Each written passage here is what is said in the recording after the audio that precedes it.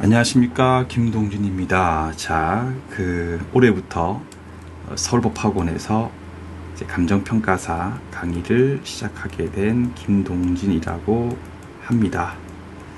그래서 지금부터 제가 올해 이제 1판이죠. 교재 1판 표지고요. 책 제목은 김동진 간평민법 돼 있고요. 바이블 돼 있는데 솔직히 아직은 바이블 아니고요. 목표가 3년 내에 간평 시험에서도 이제 1타가 될 수 있게끔, 그리고 제 교재가 바이블이 될 수 있게끔 최선을 다해서 강의를 할 생각입니다. 자, 지금부터 이 영상 같은 경우는요, 아무래도 제 책이 이제 초판이잖아요. 이거 제가 이제 간평에서는 초보 강사기 때문에, 그죠? 해서 좀, 이거 믿을 수 있겠나, 이런 이제 생각을 당연히 많이 할 수 있죠. 그리고 억지로 믿음이라고 하는 것을 이제 믿어라 라고 하는 게 아니고, 제가 1년, 2년, 3년 정도 강의를 꾸준하게 하면 결국은 또 저의 노력과 진심이 통하는 것을 저는 알고 있기 때문에 크게 걱정은 없는데, 이제 적지 않은 분들께서 선생님 책 같은 걸 좀 어떻게 구성돼 있고 이런 부분 좀 알고 싶습니다 하시는 분들이 많이 계셔가지고요. 지금부터 이제 이 간평 민법 제 기본서 교재가 어떻게 구성이 돼 있고, 이 책을 이제 어떻게 활용하면 수험생분들께서 많은 도움을 받을 수 있는지에 대해서 제가 하나하나 자세하게 일단 설명을 드리겠습니다. 자, 일단 먼저 제 교재 페이지가 여러분들 400페이지거든요. 아마 간평 기본서 중에서 양이 좀 적은 편에 속할 것 같아요. 일단 양이 적다고 해서 불안감은 전혀 느끼실 필요가 없는 게 뭐냐면, 현실적으로 여러분들께서 간평 민법 공부를 처음 할 때야 좀 양이 적지 않냐 이런 불안감이 가질 수 있겠지만서도, 시간이 흘러서 1차 시험이 다가올수록 이것도 양이 많다라고 생각을 합니다. 그래서 이제 부족한 거에 대해서 걱정하실 필요 없겠고요. 두 번째가, 제가 이제 이 간평 강의를 처음에 의뢰를 받고 제일 먼저 제가 하긴 했던 게 강의 시수를 제가 먼저 하긴 했거든요. 그러니까 강사는 강의를 하고 책을 쓸 때에 일단 책을 강의에 맞춰야 되거든요. 그럼 강의 시수가 이제 기본 이론 강의가 총 18회이더라고요. 그죠? 그러면 저는 18회 동안에 여러분들께서 제가 충분히 강의를 할 수 있는 분량으로 책을 써야 됩니다. 즉 무슨 말인가 하면, 막 이것저것 다 집어넣어 가지고 책을 두껍게 한 다음에 그 강의 시간 내에 제대로 마무리를 못 하거나, 혹은 이제 다음으로 넘기거나, 또는 뒷부분을 그냥 날림으로 대충 끝내는 경우가 있지 않습니까? 저는 이런 건 너무 싫어하고요. 이런 강의가 정말로 이제 수험생분들한테 많은 그런 타격을 줄 수 있는 강의거든요. 그래서 제가 계산기를 딱 눌러가지고, 이 정도 분량이면 18회 정도면 보강 한 번 정도 할 수 있겠네요. 마무리를 할 수 있겠다라고 생각해서 제가 만든 그런 분량이기 때문에 전혀 걱정할 필요 없다라고 미리 말씀드리고, 이제 책 구성에 대해서 하나하나 설명을 드리겠습니다. 자, 먼저 이제 책 여러분들 색깔은 빨간색 아니고, 이거는 이제 그 편집본이기 때문에 실제 여러분들께서 보시는 실물책은 이제 눈이 편한 그 녹색 계열 있잖아요. 그거니까 알고 계시면 되겠고요. 자, 책 앞에 이제 머릿말 뒤에 보면 제가 기출 분석을 이렇게 해놓은 게 있거든요. 처음에 이제 기출 분석할 때 보통 보면 몇 년도에 어떤 게 출제가 됐다 이제 이런 식으로 많이 하는데, 사실 그거는 큰 의미가 없을 수 있지 않습니까? 제가 전부 다 주제를 다 분석해 가지고 이렇게 배열했는데, 이제 간평 공부 처음 하실 때 보면 뭔지 모르겠지만 점유권이라고 하는 파트를 보니까 쭉 보시니까 그냥 같은 게 나오고 사례형 문제가 한 개도 없죠, 여러분들. 근데 오른쪽에 6번 보니까 소유권에 취득돼 있는데, 여기 보니까 취득시효, 취득시효, 사례형 이렇게 마크가 있지 않습니까? 여러분들께서 이제 기본 이론 강의 때, 그리고 심화 이론 강의할 때 가장 염두에 둘 부분이 요 사례형 문제에 대해서 전부 다 맞출 수는 없겠지만서도, 사례형이 빈출되는 그런 주제들 같은 경우는요, 반드시 공부할 때 갑과 을과 병이라고 하는 세 명의 인물을 두고 공부를 해야 돼요. 그러니까 나머지 사례가 이렇게 안 나오는 부분 같은 경우는 솔직히 그냥 무지성으로 눈에 계속 이제 익히고 암기를 해도 어느 정도 문제를 풀 수는 있거든요. 근데 사례형 문제 같은 경우는요, 그렇게 이해함이 없이 암기만 해가지고는 문제를 풀 수가 없어요. 이건 제가 이제 기출 분석표를 만들 때 이렇게 사례형이 잘 나오는 거 이렇게 표시를 했기 때문에 앞으로 공부하실 때 또 제가 강의할 때 언급하겠지만, 여러분들 지금부터 우리가 공부할 취득시효 파트 같은 경우는 사례형 문제가 잘 나오기 때문에 가불병에 대해서 조금만 신경을 더 쓰세요 라고 하면, 그 부분은 조금 더 신경 쓸 부분이구나 라고 하시면서 캐치하시면서 공부를 하시면 될 겁니다.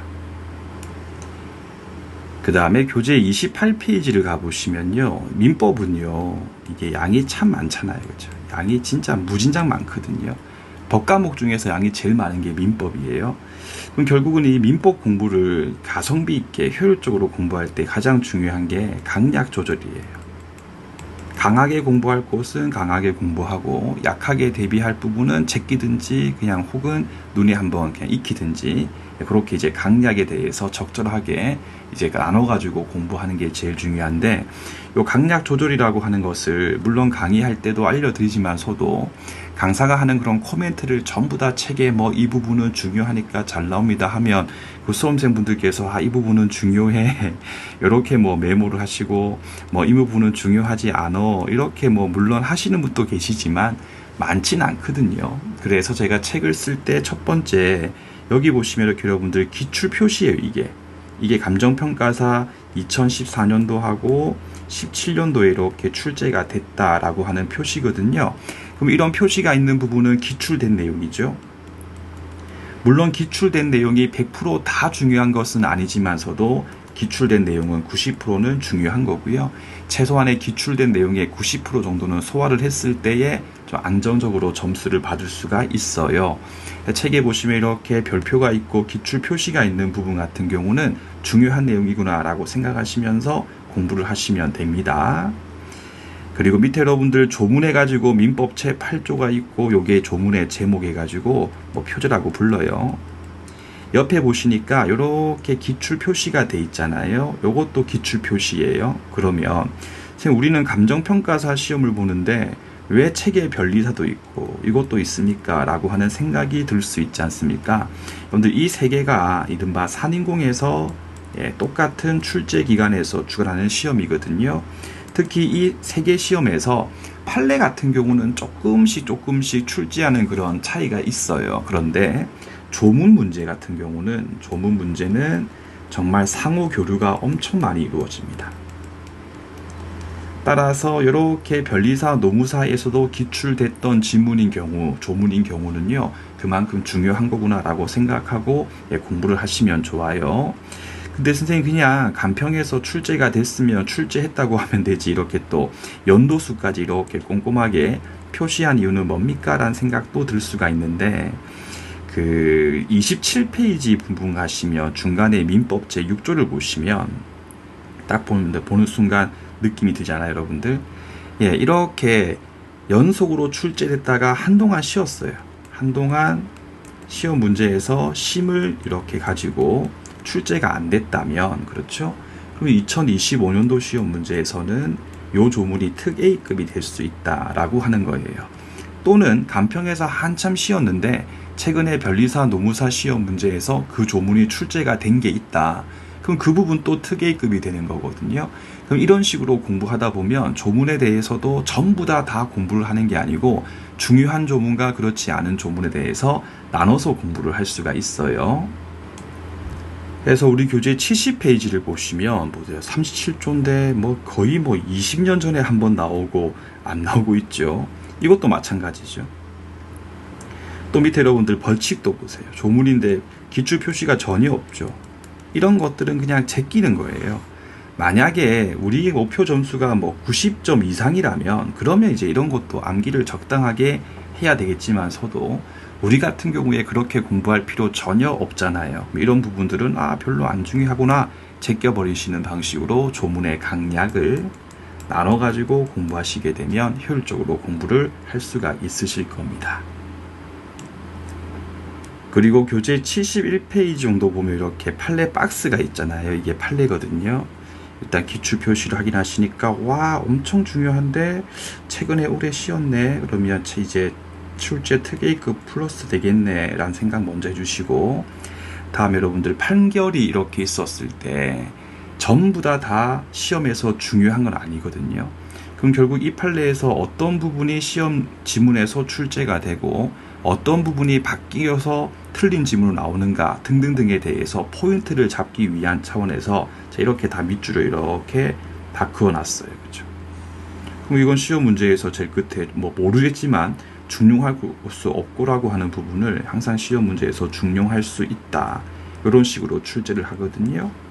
그리고 조문 제목도 붙여놨어요. 그러면 이렇게 조문 제목이 있었을 때는 나중에 해독이 한 3, 4회독 이상 됐을 때는 이 조문 제목을 딱 봤을 때 이 판례가 대충 어떤 내용이다 라고 하는 생각이 들면 넘어가시면 되는 거예요. 알겠죠? 그리고 또 이제 판례를 정리할 때 보면 이제 한 세트로 정리할 필요성이 있는 내용들 같은 경우는 이렇게 도표로서 정리를 해놨거든요. 그래가지고 나중에 제가 또 강의를 할 때 한 번 더 언급하겠지만서도 106페이지를 보시면 뭔지 모르지만요, 108조 제2항에 있는 제3자에 해당하는 경우 해가지고 내용이 쫙 터나오죠. 여러분들 쫙 있고, 또 밑에 보시면 해당하지 않는 경우가 쫙 정리가 돼 있거든요. 여러분들 물론 공부할 때 둘 다 일단 처음에는 공부를 해야겠지요. 근데 마지막에 갔을 때는 이걸 둘 다 물론 공부하면 좋지만서도 조금 시간이 없는 분들께서는요, 둘 중에 더 숫자가 적은 거 보시면 되죠. 그럼 제3자에 해당하는 게 내용이 많고 제3자가 아닌 경우도 적기 때문에 두 개를 쭉 공부하시다가 시험 막판 갔을 경우는요, 제3자에 해당하지 않는 경우를 집중적으로 공부를 하시면 되죠. 그래가지고 시험장에 가가지고 내가 방금 봤던 제3자에 해당하지 않는 경우가 아닌 게 문제에서 출제가 되면 그거는 그냥 해당하는 경우구나, 그런 느낌으로써 공부를 하시게 되면 판례에 대해서 효율적으로 공부를 할 수가 있으실 겁니다. 다음에 교재 32페이지를 보시면요, 이렇게 민법 제10조 조문이 있잖아요. 그렇죠? 이 조문도 가만 보니까 되게 중요해 보이는데, 민법 조문들 중에 대다수가 그냥 읽었을 때 이게 무슨 소린지라고 하는 생각이 들지만서도 수업 시간 때 설명을 들으면 이게 그거구나 라고 정리가 되는 조문이 있는 반면에, 이 희한하게 설명을 들을 때는, 강의 시간에 설명 들을 때는 이해가 돼요. 근데 문제가 뭐냐면 한 일주일만 지나가지고 다시 보면 뭐지? 이런 생각이 드는 조문이 제법 있거든요. 여러분들 대표가 이 10조 같은 조문이에요. 그럼 그러한 조문들 같은 경우는 제가 여러분들께서 수업 듣고 난 다음에 혼자서 공부를 하실 때도 충분히 일주일 뒤에 보고 2주 뒤에 보고 한 달 뒤에 봤을 때도 이 조문이 이런 뜻이었지 라고 이해를 하고 상기를 할 수 있게 이렇게 조문의 부연 설명을 이렇게 해뒀거든요. 여기 있는 이 부분은 이제 원래 조문에 없는데 제가 조문을 이해를 도모하기 위해서 넣은 부분이기 때문에 이런 설명이 있는 부분 같이 쭉 읽으시면서 조문을 보시게 되면 조문 자체에 대해서 더 정확하게 이해가 될 거예요. 그럼 정확하게 이해해 놓으시고 시험 임박해 가지고는 계속 돌리면서 눈에 밥 익히는 방식으로 그렇게 공부를 하시면 되겠습니다. 그 다음에 다시 28페이지 상단 부분에 보시면요, 이렇게 판례가 있고 끝에 보시면 이제 키워드라고 해가지고 취소할 수 없는 이유가 신의칙 위반 때문이 아니고 민법 제6조 허락 때문이다, 이렇게 제가 키워드로 정리한 부분이 있는데, 이게 어떤 거냐면요, 내용이 엄청 길고 복잡해요. 근데 문제에서 자주 나오기 때문에 중요한 내용이거든요. 근데 중요하면서 복잡하기 때문에 수험생분들께서 자꾸 이제 헷갈려가지고 이거 두 개에 대해서 혼동을 해가지고 분명히 공부했는데 또 시험장에 가셔가지고 정답을 찾지 못하는 내용들이 많이 있어요. 여러분들 제가 그런 부분 같은 경우는요, 수업시간 때 쫙 설명을 드리고 제가 한 번 더 이렇게 키워드로 압축 정리한 부분에 대해서 언급을 하거든요. 그러면 나중에 시험이 임박했을 때 혹은 해독을 할 때에 본문을 읽고 이 키워드가 어떤 의미 있는지에 대해서 생각하는 방식으로 공부를 계속 해보세요. 그러면 경쟁자분들께서 시험장 가서 문제를 풀 때 두 개로 헷갈려가지고 틀리게 되는데 본인께서는 이거 하도 많이 눈에 박혔기 때문에 딱 보는 순간 이 판례가 뭐 대충 뭐 취소할 수 없는 이유는 신의칙 위반이 아닌데 시험 문제에서 뭐 위반되므로 이런 식으로 이제 출제가 되면 요거 틀린 질문이구나 이렇게 손쉽게 찾을 수가 있는 거거든요. 그래서 이렇게 판례 책을 보게 되면 이 판례에 대해서 제가 핵심 키워드 혹은 두 개를 절대 섞지 말고 딱딱 구분해서 정리할 부분들 같은 경우는 제가 이렇게 정리했으니까 이것도 활용하시면서 공부하시게 되면 큰 도움이 되실 겁니다. 그 다음에 교재 120페이지 가시면 이 대리라고 하는 게 있는데 우리 인문특강 때 좀 배웠지만 이 민법 총칙이라고 하는 게 대충 어떤 건지 아시겠죠? 물권, 채권법의 공통분모. 이 민법 총칙의 끝판대왕 두 가지가 있어요. 첫 번째가 대리라고 하는 게 있고 제 끝에 보시면 소멸시효라고 하는 부분이 있거든요. 되게 이제 어렵습니다. 특히 이 대리 같은 경우는요. 사례 문제가 진짜 잘 나와요. 거의 뭐 매년 한두 문제씩 나오는 부분이거든요. 그러면 진짜 이 대리하고 소멸시효에 대해서 물론 내용 자체가 어렵긴 하지만서도 수험생분들께서 더 어렵게 느끼는 이유가 하나 있습니다. 그게 뭐냐면 이 두 가지 같은 경우는 전체 틀, 소위 이제 왁구라고 하는데 그죠? 틀을 이제 짜고 내용을 봤을 때에 정리가 되거든요. 그러니까 책을 그냥 쭉 보면 내가 누구고 내가 지금 어디에 있지 이런 생각이 들어요. 반면에 이 부분에 대해서 왁구를 잡아놓고 계속 그걸 보면서 이 부분은 여기 혹은 여기 이런 식으로 공부를 해버리면 오히려 문제 풀 때 쉽게 풀 수가 있는 부분이거든요. 그래서 그렇게 제가 전체적인 그런 개관이 필요한 부분 같은 경우 이렇게 제가 표로서 따로 정리를 해뒀어요. 해서 뭐 대리의 문제가 나왔을 때 뭐 분리, 대리권이 있으면 유권, 없으면 무권 등등등이 있는데 이걸 딱 외워놓고 수업을 쫙 들어버리면요. 제가 뭔가 설명하고 혹은 뭔가 어떤 내용을 대해서 책을 보고 있었을 때도 그 내용이 여기 있는 거구나 혹은 이거구나 이렇게 알 수가 있거든요.